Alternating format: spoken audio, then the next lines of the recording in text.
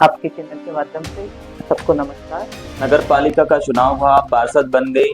अध्यक्ष की दौड़ में भी आपका नाम था। पार्षद का चुनाव मैंने अध्यक्ष बनने की मंशा से ही लड़ा था। विधानसभा का चुनाव नहीं लड़ूंगी। मैम, पार्षद से सीधा सांसद कितना मुश्किल हो गया। इसी में मेरा अनुभव है। राजनीति मैंने सत्ता संगठन में पहले रह चुकी हूँ। इसी तरह सीमित रह जाएंगे फिर कुछ कुछ बेहतर हो पाएगा। मैं जिले के जो छात्र हैं वो प्रतिभावान हैं।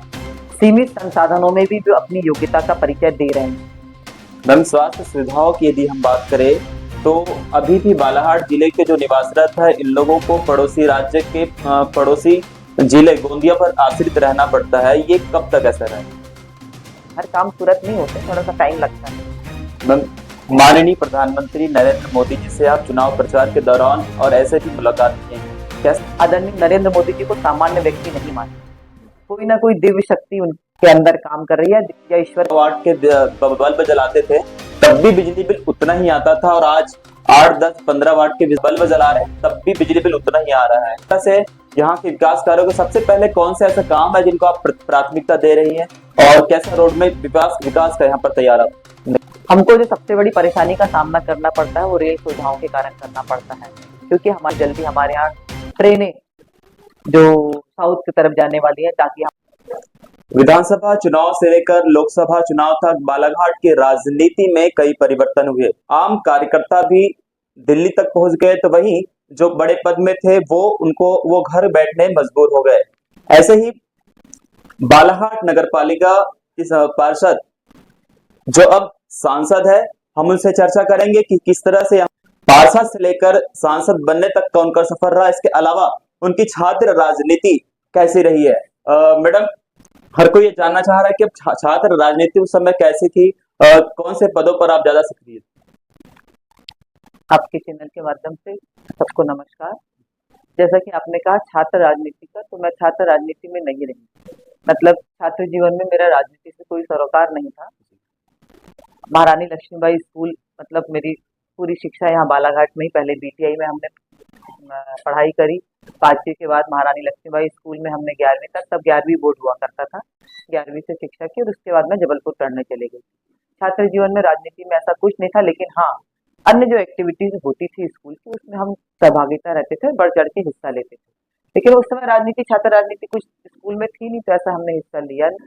लेकिन हाँ, शादी के बाद से राजनीतिक परिवार में शादी हुई, तो उसके बाद राजनीति से सतत संपर्क रहा राजनीति।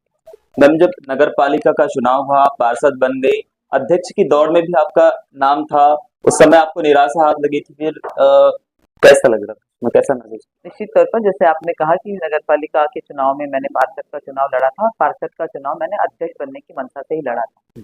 क्योंकि मैं आपको बता दूं कि ये मेरा पहला चुनाव नहीं था। इसके पहले मैंने 2000 में जिला पंचायत सदस्य का भी चुनाव लड़ी थी, और जिला पंचायत का चुनाव भी मैंने जो लड़ा था लालबर्रा से, कंजई क्षेत्र क्रमांक 19 से, वो भी मैंने अध्यक्ष बनने के लिए लड़ा था। हमारा बहुमत था, लेकिन एक वोट हमारा मिस हो गया था। बहुमत के बाद भी हम एक वोट से चुनाव हार गए थे। तब भी मुझे हार का मुख देखना पड़ा था, मैं तब भी दुखी हुई। लेकिन वो 5 साल जो राजनीति के थे, मेरे स्वर्णिम कार्यकाल थे। भले ही मैं सदस्य थी, लेकिन पूरे जिले में हमारी जिला सरकार के कारण, जिला सरकार तब दिग्विजय सिंह की सरकार में, जिला सरकार को पूरे पावर थे, और जिला सरकार में भारतीय जनता पार्टी का कब्जा था, तो पूरे जिले में हमारी टूटी बोलती थी। और हम बहुत पूरे काम, मतलब पालक मंत्री कांग्रेस के आने के बावजूद भी भाजपा के हम बहुमत होने के कारण पूरा संचालन बैठक का जिला सरकार का हम लोग करते थे। वो कार्यकाल मेरे लिए स्वर्णिम कार्यकाल था, मुझे राजनीति में अपने आप को साबित करने के लिए।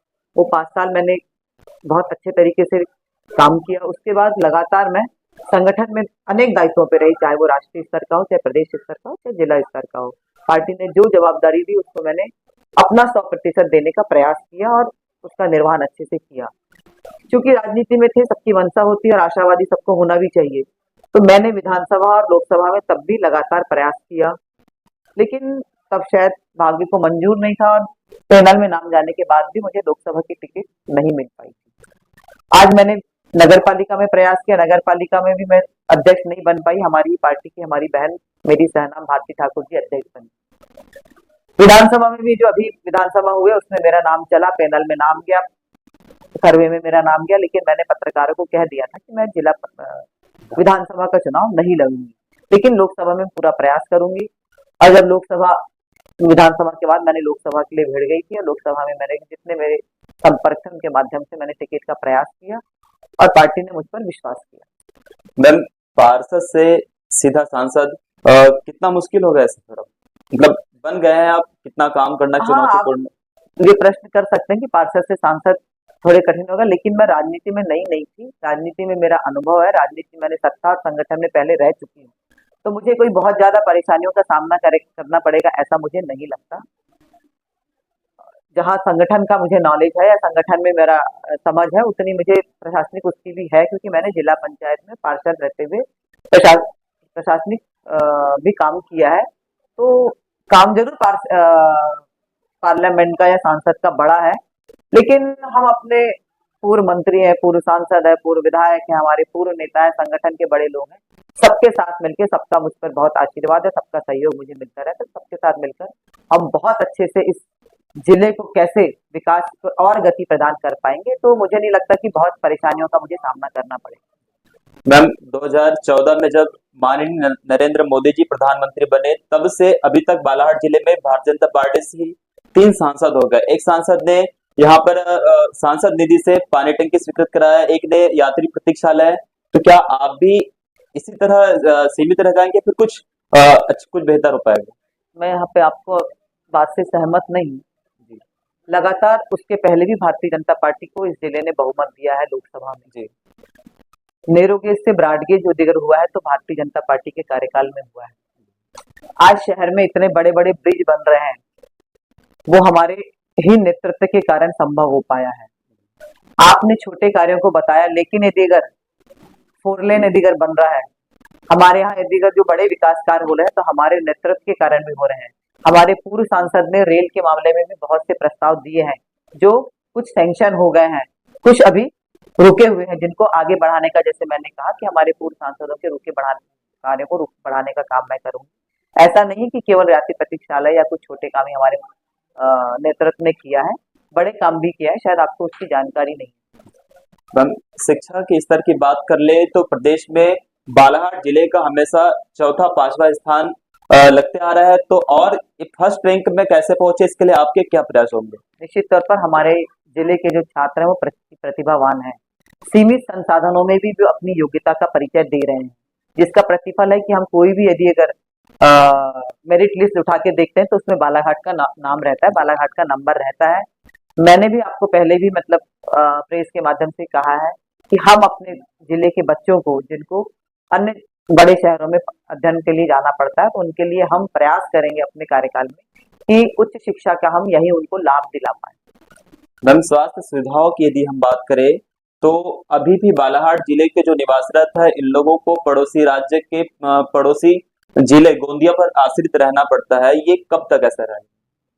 हमारी सरकार ने जिस तरीके से, हम केंद्रीय नेतृत्व की बात करें तो एम्स जिस तरीके से अन्य शहरों में बनाया है, बालाघाट जिले की हम बात करें तो स्वास्थ्य सेवा में निश्चित तौर पर, जैसे आपने कहा कि नागपुर या गोंदिया ऐसी जगह जाना पड़ता है, लेकिन आप ये भूल रहे हैं कि हमें जबलपुर जैसे अपने ही प्रदेश में भी हमारी स्वास्थ्य सेवाएं उपलब्ध हैं।